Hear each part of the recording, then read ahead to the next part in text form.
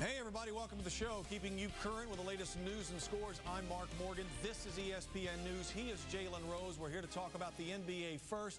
We'll take a closer look at the final Sunday of the NFL's regular season in just a few moments. But right now, as we speak in Miami, the Heat hosting the Chicago Bulls. Jalen, what's with the pull-ups on the goal here that Wade was doing? Did you see that? Well, guys are more superstitious than they let on. That's something that Dwayne does before every game. All right, I just wanted to know. Michael Beasley, number 2 overall pick with the jumper there, and number 1 pick Derrick Rose.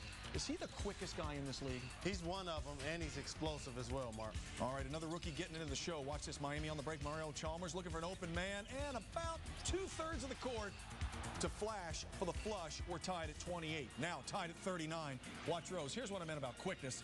Once he gets in the painted area, as Hubie Brown would say, forget about it. He has the strength to finish as well. A lot of little guys can get to the basket. Only a few of them can finish. Andres Nocioni to Tyrus Thomas. That put the Bulls up 45-40. Heat down 5. Wade drives baseline. No. Sean Marion. You kids at home always follow your teammates' shots. Absolutely, with 2 hands.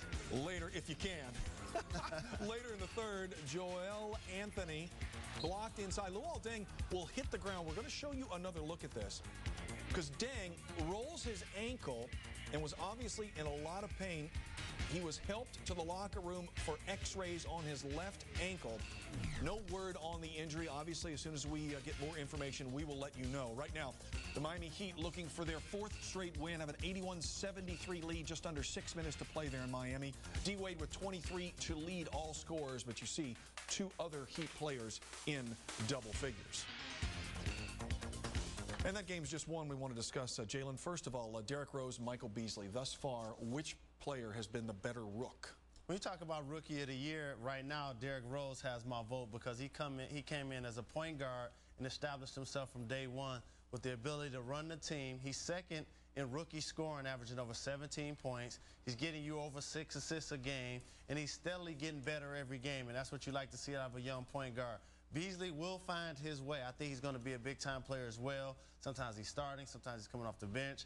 You may see him have a double-figure game a couple of games in a row. You may see him have a couple of double-single games in a row. But he will find his way and find his niche. And ultimately, I think they're both going to be productive players in their career. All right, I've just been told Luol Deng has a sprained ankle. He will not return to that game. Again, the Heat with an 8-point lead, as you see there, 4th quarter.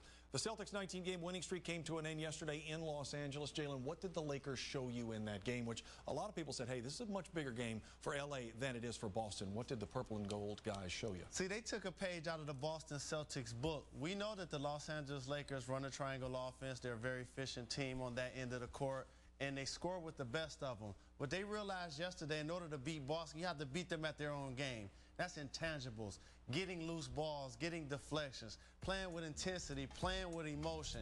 And it also helps to have Andrew Bynum in the lineup for this matchup.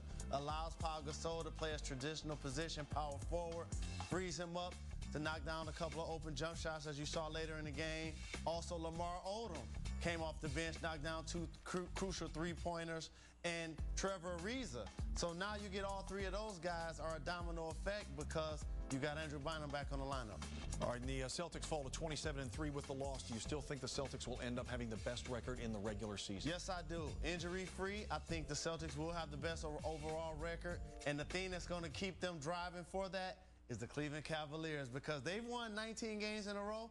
They're still only 1 game ahead of the Cleveland Cavaliers. So because of that, that's going to keep them pressing the pedal. But I do think they will have the best overall record. All right. Elsewhere in the association, tonight in New Jersey, the Nets host the Bobcats. Devin Harris has been unbelievable since coming over to New Jersey.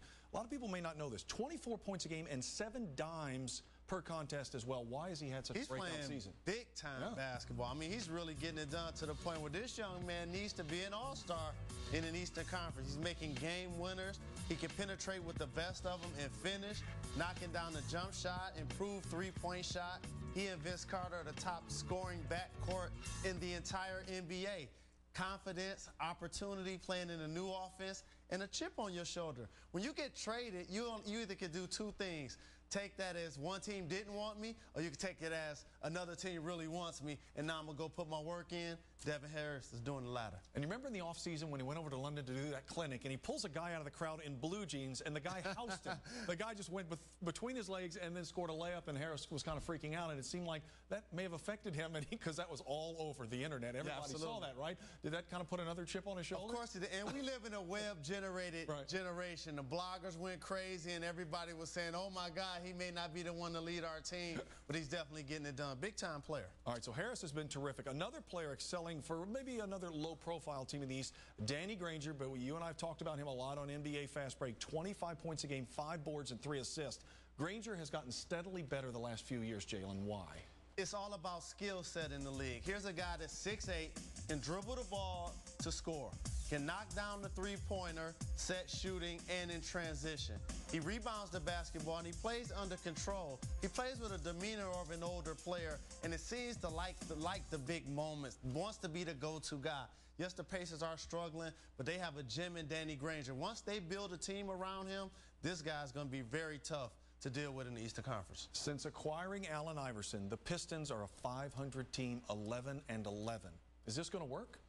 The Detroit Pistons will base their season off one thing: what happens in the playoffs. This is a team that went there to the Eastern Conference Finals 6 straight years. So, yes, they want to get the #1 seed in the East. Who doesn't? But ultimately, they will be judged on how they perform in the playoffs. And bringing Allen Iverson may have not played dividends record-wise, but it has allowed Stuckey to get more minutes. You see him have a 40-point game, allowed them to get other guys involved off their bench, and ultimately to try to see if they're going to be a better team come playoff time. All right, a busy evening, 10 NBA games on tap. You're certain to see much more of Jalen Rose throughout the evening. Jalen, thanks, man. Thank you as always.